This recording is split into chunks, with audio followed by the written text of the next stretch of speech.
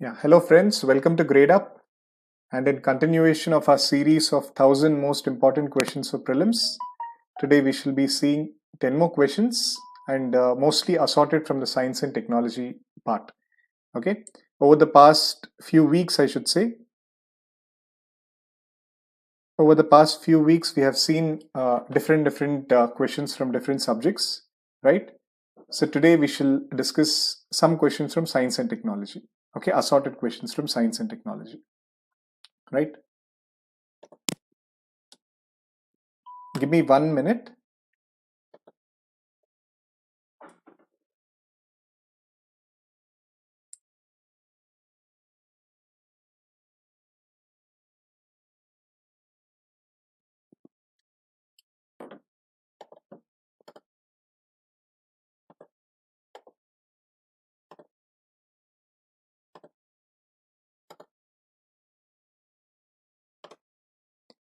Yes, okay.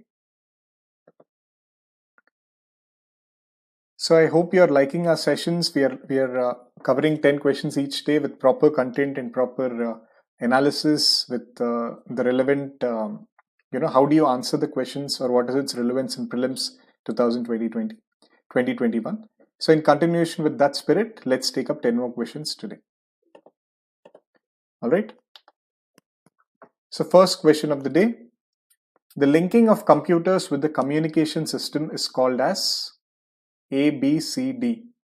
Which of the following is the linking of computers with communication systems? So always we won't be getting the rather tough questions, as you're aware. There are some easy questions also in prelims, and prelims is all about not getting the easy questions wrong. Okay, it's not about getting the tough questions right. Of course, you need to get the tough questions right also, but more so, your performance in prelims and your ultimate marks will depend on how you tackle the easy questions. Okay, how you don't commit the silly mistakes which are done by people, or maybe in that pressure, in that zone of sense, if you're able to exercise your discretion properly, right?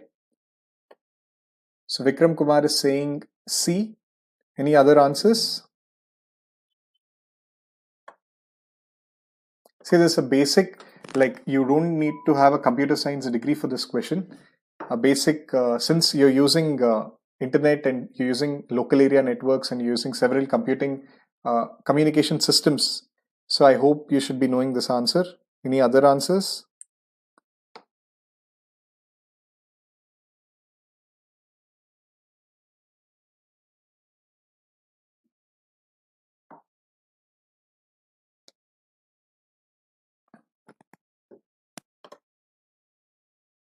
Any other answers? Anyone?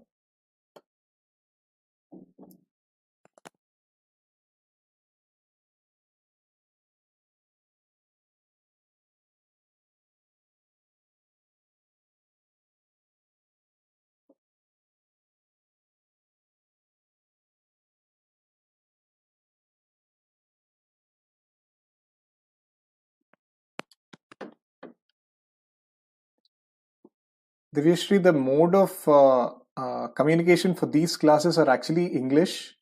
But आपको कोई दिक्कत है कहीं पे, if you not understanding the term, आप मुझे पूछ सकते हो. I try to tell you in Hindi also. Okay, but actually science and technology में even if you are a Hindi medium student, it's mostly transliteration. Okay, there is no translation of even science and technology. आपको Hindi medium books में भी networking ही लिखा होगा, है ना? So especially in this subject, I don't think आपको English और Hindi differently पढ़ना होगा, right? Economy and Hindi ऐसे the proper science type or proper non-arts subjects जो है, it's better if you take up the English books itself, right? So yes, Sri Kutan, the answer is A, networking. Okay, it's a direct question. If there is like your proper local area network or a wide area network where you have a computer system, where you have a communication system, there different computers are linked, right? So that is networking. So I would say this is an easy question. Okay, similarly, this question on biology, it's core biology question. The xylem in plants is responsible for which of the following? Any answers? So we have xylem and phloem. They are part of your vascular tissues. For plants, the plants have vascular bundles, right? So xylem and phloem are two such vascular bundles, and they have different modes of um, functions. They have different functions. So this question, anybody is aware of what is xylem, or how does it function, or what is its actual core function? You can please answer the question. Okay, and regarding biology, in 2020 prelims, okay, which happened 2020 prelims, which happened in October, there was a direct question on the plant and animal cells, and before that there was a direct question on the circulatory system, okay, of the human body. So UPSC has this tendency of asking the static questions, especially for biology. Okay, uh, if you compare between physics, chemistry, and biology, especially for biology, there is questions asked from the static part. So this is one pointer you should be taking, analyzing the previous year's questions, that your 11th and 12th NCERT biologies, you should be thorough with them, right? So that is the main takeaway from this question. So we've got answers, and they're saying the answer is C, which is the correct answer, right? So you can see here, we have xylem.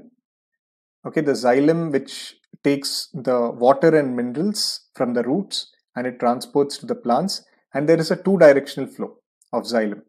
There is a two-directional flow, and it's generally towards the middle of the vascular bundle. Okay, there is the middle layer, right? And we have the phloem. The phloem basically is it takes the photosynthesis products. So basically, the food or the nutrients which are manufactured by the plants on the leaves. Okay, that's why the leaves are called the factory of the plant. So on the leaves, by the photosynthesis and by making use of the water, and by there is an entire sequence of events which takes place to produce the carbohydrates in plants. Okay, to produce the food products in the plants. Okay, by the Calvin cycle and Klepton cycle. So after that, the food products are transferred by phloem. Okay, you can actually remember flow. Okay, pH, right? So you can remember pH, or you can remember as food. Okay, phloem starts far, right? So phloem for food, you can remember, so that if you have any confusion between xylem and phloem, you can remember phloem actually is important for transport of food. And our xylem here, this question, it transports basically water and minerals, right? So it's involved in transportation of water and minerals. Okay, very good, people who have answered. Next question, which of the following is a stem? Okay, so this is also, I would say, maybe a core bio question, and with applications.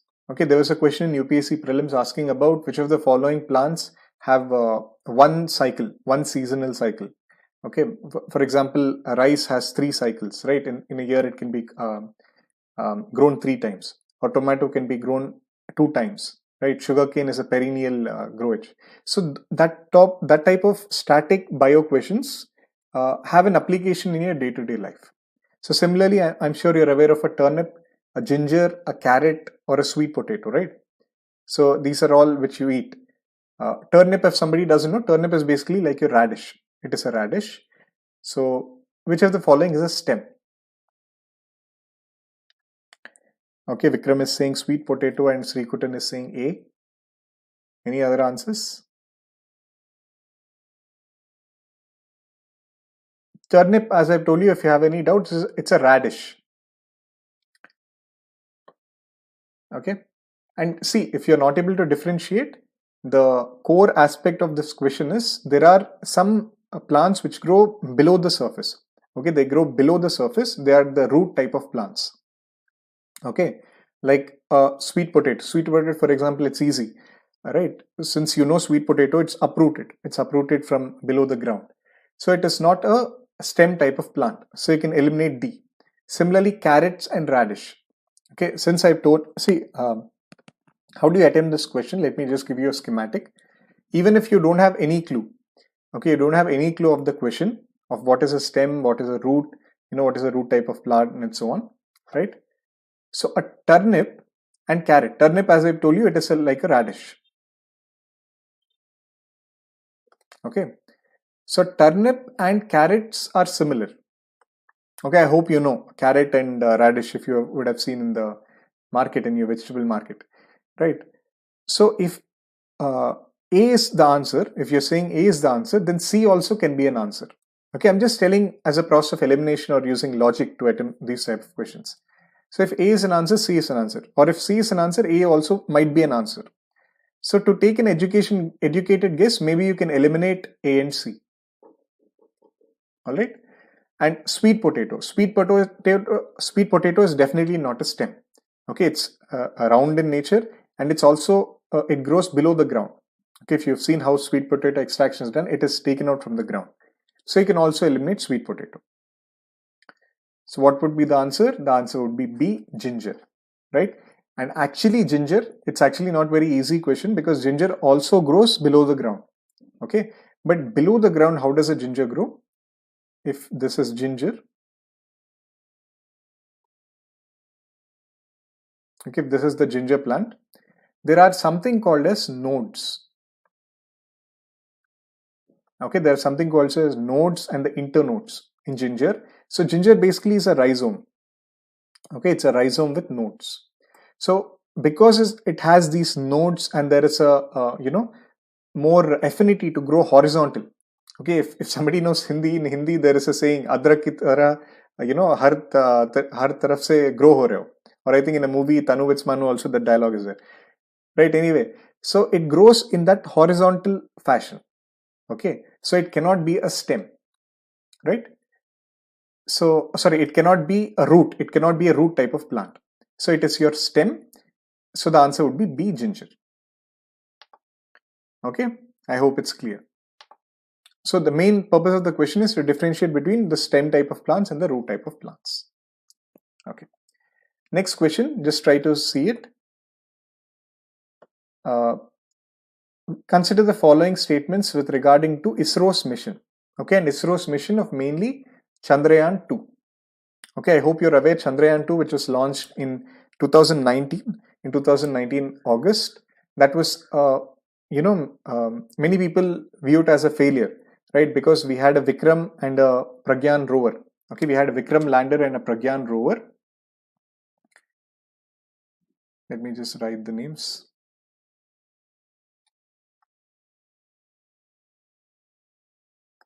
Okay, there was a Vikram lander and there was a Pragyan rover. Okay, for Chandrayaan 2. But this was a partial success. Okay, ISRO itself has told that Chandrayaan 2 was only 90% successful. Because on the surface of the moon, as Chandrayaan 2 was approaching moon surface at a height of 2.1 kilometers, not a very big height, right? Just 2.1 kilometers from the surface of the moon, we lost contact with the Vikram lander. Okay, the Vikram was supposed to be landed on the moon's south pole and it had to deploy the Pragyan. Okay, there was an orbiter here. There was a Chandrayaan 2 orbiter, and from the Chandrayaan 2, the Vikram lander was launched onto the surface of the moon. So we lost contact at 2.1 kilometers and it had a crash landing, right? So the whole exercise of Vikram being landed on the moon was not successful. Many people actually criticize ISRO also on this, and Mr. K. Sivan, who was the chairman of ISRO, he also apologized for the PM and all that happened last year. But it's still 90% successful because the orbiter was launched. Okay, and the orbiter is a central function of Chandrayaan 2. And recently also, just a few months back, the Chandrayaan 2's orbiter had found the lunar storms on the surface of the moon. So it's deemed as 90% success. Okay, so just try to attempt this question. I already told you that it chose the south pole, right?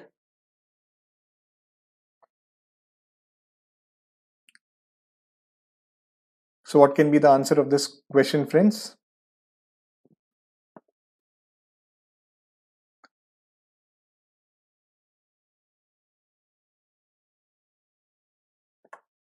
Okay, we have chosen the south polar region, right? So I'm giving you this. And landing at the south polar region of the moon would have left a permanent mark of India on the lunar surface, right? So this is also correct, right? And we have chosen the South Pole as the landing location of Chandrayaan-2 to make this permanent mark, because the launching on the, landing on the South Pole. Okay, this is from ISRO's official website. I found this good infographic. See, many countries and companies and individuals, they are trying for the lunar South Pole. Okay, why are we focusing on the lunar South Pole? Because its craters have been untouched by sunlight for billions of years. Okay, if you know basic geography, the moon shows at least 90% of the same surface which we see every day. Okay, except of course when there's a new moon and when there's no moon. Okay, other than the no moon days, we just see one surface. Okay, but the south pole of the moon is the area which is not affected by sunlight. Okay, so for billions of years it is untouched, and this permanently shadowed craters might have 100 million tons of water. Okay, so the whole aspect of the South Pole landing, okay, the South Pole soft landing, which was sought by ISRO on Chandrayaan-2, and which was not a successful mission, was for this. Okay, because on the South Pole, it is estimated that there is 100 million tons of water, and not only that, it can have hydrogen, ammonia, methane, sodium, mercury, silver, and so on. Okay, many such essential resources might be there on South Pole. Okay, but because there is no sunlight and because the navigational systems may not work there, okay, because there is a problem of communication in that area, this might be a problematic issue. Okay, that is why NASA or Japanese Space Agency also were trying for a lunar South Pole landing, but that was not successful. Or Roscosmos or the European Space Agency, all of them are trying. And ISRO had actually taken a bold step in Chandrayaan-2, and this was not a successful mission, right? So this was the moon's South Pole. And if somebody knows, ISRO is getting ready for a Chandrayaan-3. Okay, Chandrayaan-3, where ISRO and JAXA, Japanese Space Agency, in their Japanese language, JXA stands for that, but it's a Japanese Space Agency. We are trying for this. Okay, we are trying for, again, orbiter, lander and rover, and again on a South Pole. Okay, this is a future mission of ISRO. So just be aware of it. There might be some current affairs related to that. Okay, next is an easy question. Just try to attempt it. It's a very static type of question. So knowledge-based question. So if anybody is aware, just let me know.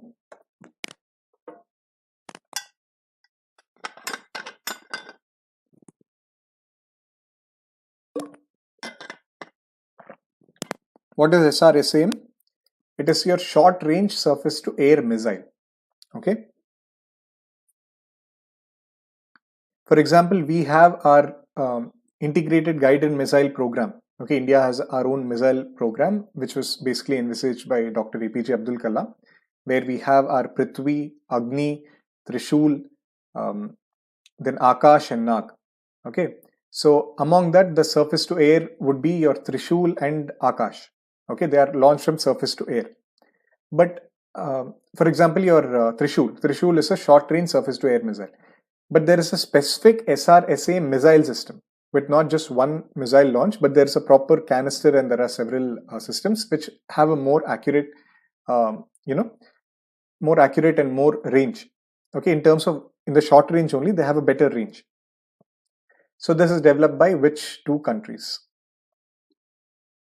Okay, there is actually nothing much to teach in this.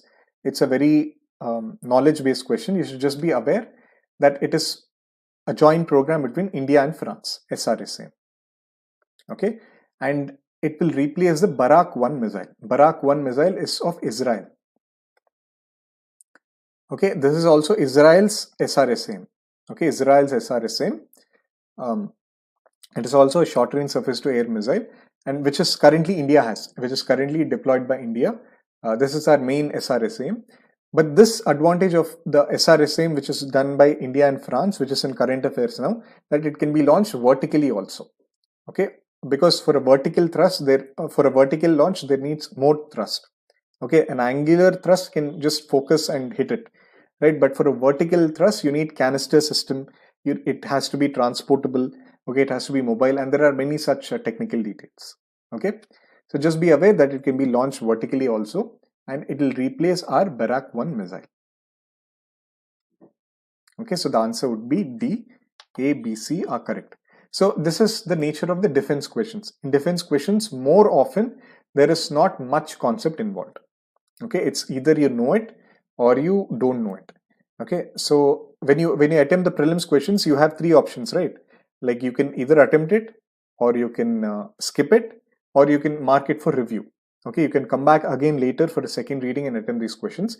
But these, especially mostly science and technology questions or defense questions, if you're not aware of them, it's better to skip them. Okay, or if you can make a good educated guess based on the options, maybe you can go for it, but it's better to skip it, because if you don't know it, you don't know it. Okay, right. Now, next question, which of the following is not a part of India's mega missions? Okay, India's mega missions, I mean the ISRO's mega missions. Okay, so anybody is aware of this mega missions concept which ISRO is planning? Anyone? Okay, let me just list it down for you. If you go to the ISRO's website, and there are some future missions which are sought out by ISRO. It was announced in 2019 itself, but a lot of them come in the newspapers. A lot of them come in the current affairs. Okay, for example, we have the Chandrayaan mission.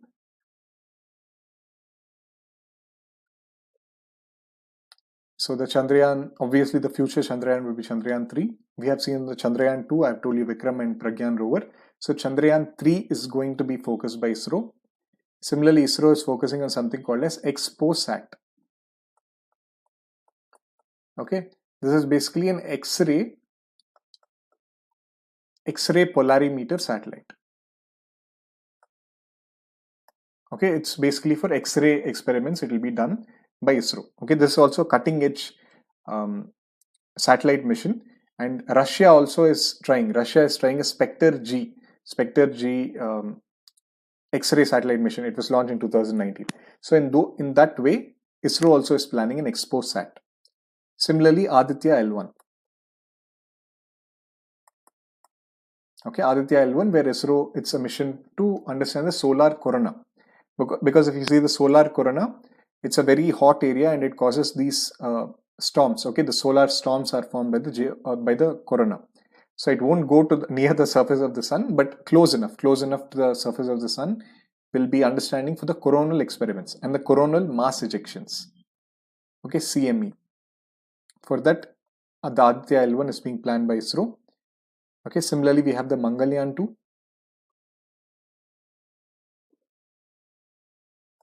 The Mars Orbiter mission, which is a very successful mission by ISRO. The MOM mission. Okay. Similarly, ISRO is going to follow up with the Mangalyaan 2. And we are going to have a Shukrayaan mission, which is Venus. Right. Then we'll also have a Lunar Pole Expedition mission.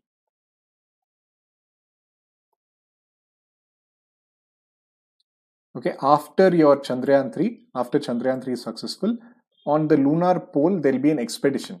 Okay, not just a launch, a lander and rover, there's a proper expedition which is planned by ISRO. And the last is ExoWorlds. So it's an exploratory mission and a very, very futuristic mission where ISRO is trying to go beyond Jupiter. Okay, beyond Jupiter.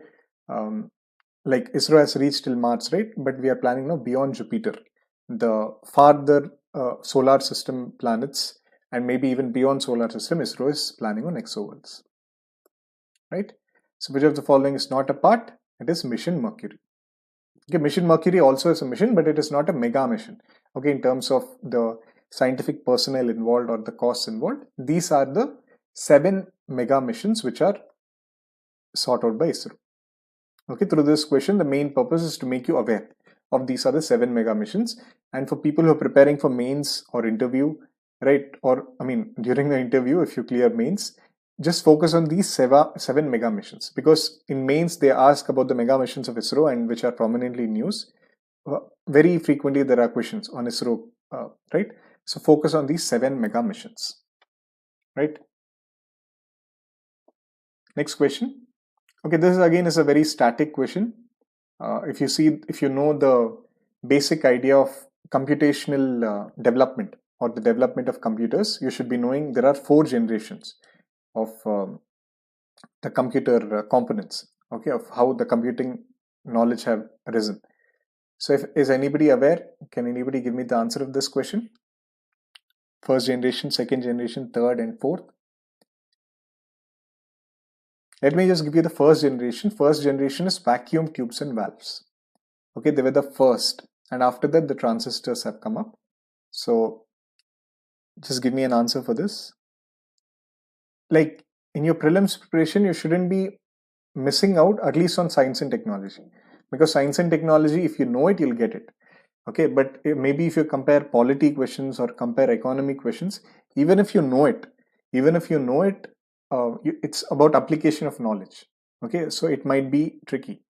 So that's where people get, like this year, for example, in polity, there were at least, I think, 15 questions, right? But many of them, people who even with political science optional or have been studying with many years, they couldn't get it right because it required application of mind. Okay, it required maybe, what is the definition of democracy, what is parliamentary democracy, and how you apply, what is the UN Declaration of Human Rights, and so on. Right? So anyway, yes, Sri Kutan. So the answer is D. Okay, it's a simple question. The first vacuum tubes and valves were developed, then your transistors, then we have our integrated circuits, and the ultimate is your microprocessors. So the computers which we have, for example, you have the Intel processor, right, of your laptop, Intel Core i5, your 5th generation or 8th generation, they are an aggregate of your microprocessors. Okay, so the answer is D. Take it. Next question, which of the following is an example of a primary storage device?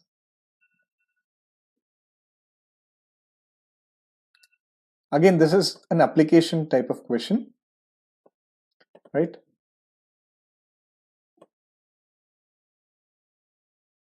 So I'm sure all of you are very well versed with what is a hard disk and random access memory, magnetic tapes and optical disks. Okay, at least the millennials, people who have grown in the 90s, maybe the 2000 people, maybe the millennials of 2000s born. I don't know if anybody are watching the class. Maybe you're not aware of optical disc, but for people who've grown in the 90s, you've known what is a tape recorder, okay, where you use the cassettes, where we use the CDs, where we use the DVDs, and where Blu-ray was a big deal for us, okay, and the hard disk and so on we've seen, right? So which is an example of a primary storage device.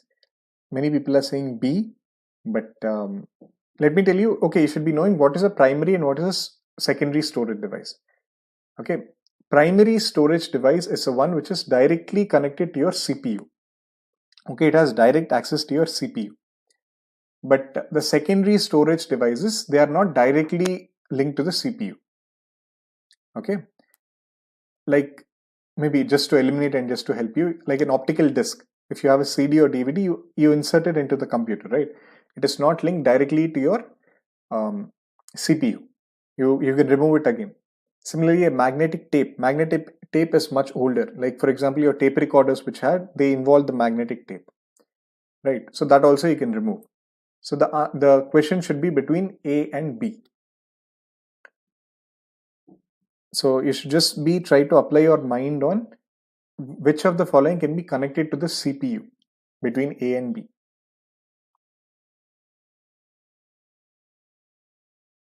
Okay, many are saying random access memory, but a random access memory is not exactly connected to your CPU. Okay, a random access memory, it is definitely the fastest, it holds as cache, but after you switch off the computer, it is erased. Okay, the more primary storage device would be a read-only memory, okay, which is your actually CPU's memory and which is stored as hard disks. Okay, by hard disk, I don't mean your portable hard drives. Okay, a hard disk is the CPU primary storage device. Okay, it is directly connected to your CPU and the CPU actually retrieves information from hard disk. So the answer is A. Okay, for example, RAM, if you know, your computer might have some maybe 4 GB RAM or 8 GB RAM, but you can get these RAM chips. Okay, you can get these RAM chips for 4 GB, 8 GB, maybe they'll be 2000 or 3000, and you can insert them into the laptop. So they are something which you can remove, right? They are not linked directly to your CPU. So the answer is hard disk. Okay, but without a hard disk, your CPU cannot function. Okay, your C drive or D drive or the proper primary hard disks which are there, without that your computer cannot function. Okay, so another from your IT sector, another question, which of the following is a programming software? Anyone? Yes, Rikutan, hard disk can also be removable, but without a hard disk, your computer will not work. Okay, you need a hard disk for the CPU to work, and it has directly connection with your CPU. Okay, that is the main point. But a random access memory, it is a cache memory. It is not directly linked to your CPU. The CPU itself has some memory. Okay, I hope it's clear. Next, which of the following is a programming software? So what is a programming software like C, C++ or Java and all? They are your programming softwares, right? Yes, very good, Soundarya Sridhar. It is Visual Basic, right? Because your disk cleanup or Windows or disk fragmented, they are operating system softwares. Okay, you can actually go after the session, of course, you can go and you can press the C drive, and if you right click and you go to properties, you can find disk cleanup, disk fragmenters and so on. Okay, they are part of the operating system. They are the OS softwares. But a Visual Basic is something which you install and which you can use it for programming. Okay, a direct, again, an easy question, and please note that UPSC questions are all about your application. Okay, it's all about how well are you seeing them in your daily lives. Okay, I'm sure all of you would have heard of Visual Basic, all of you have heard of random access memory, hard disk and so on. Okay, all of you have known what is ginger, what is radish, carrot and so on. But it's all about how you apply your mind on that particular day. Okay, so the last question, which of the following countries recently launched the Spectre RG satellite?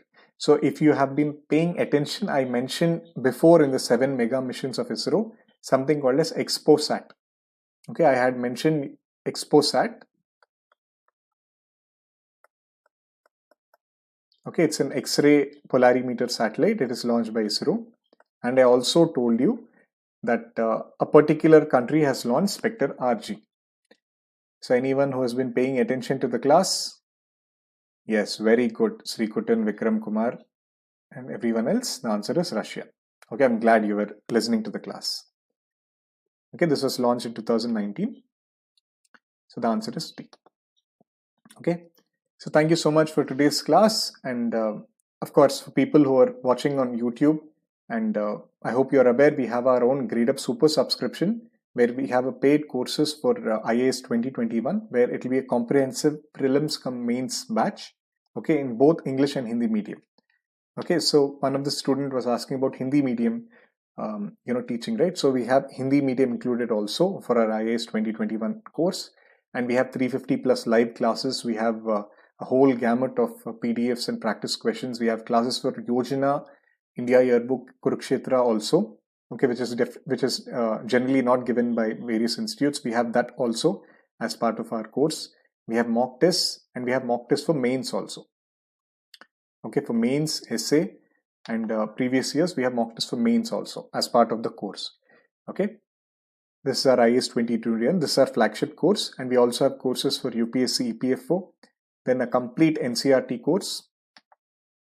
Okay, and we have our faculty who have given interviews, who have given mains, and who have many years of experience also in different subjects. So I'm sure all of you are at least aware of the faculty through various sessions we take on YouTube or Gradeup app. And this is the cost of the Gradeup Super subscriptions. You can get in touch with our counselors, okay, regarding the courses. And also, apart from this, we have the free classes on the Gradeup app. So if you're watching on YouTube, you can download the Gradeup app from the Play Store, and you can see as a schedule, we have daily, every day at 12 o'clock, we have the editorial analysis. Then at 5 p.m., we have the Lakshya EPFO. Then it's special 5 lectures we have. Every week at 7 p.m. we have, once a week at 7 p.m. we have the special lectures. Then we have a rankers series at 8 p.m. where again, just like this, we'll take up some topics and we'll be able to explain it to you. And at 9 p.m. we have the daily current affairs. Okay. So please get in touch and you can speak to our counselors. And if you're watching on YouTube, please download our Gradeup app. And it'll become like a habit for you, right? Instead of wasting time on the social media of Facebook, Twitter, or WhatsApp, or other useless things, being an aspirant and being, especially to crack an exam like IAS, to crack an exam like UPSC Civil Services, right? You need a proper discipline regimen. Okay, you need a disciplinarian regime. So if you download the Gradeup app, you'll actually see we have a proper wall where you can interact with people, you can ask each other questions, and you can get access to these classes. Okay, we also have reminders. If there is a 12 p.m. editorial coming up, there'll be a reminder on your app. Okay, it'll give you more discipline in your preparation. Definitely, please try the app. You'll be doing that. Okay. So Vikram, I'm sorry, there is no PDF for this particular session, but for normal sessions, there are PDFs available, right? So thank you so much. Let me end the class. So see you on the app tomorrow, and thank you for listening to this class. Okay, all the best.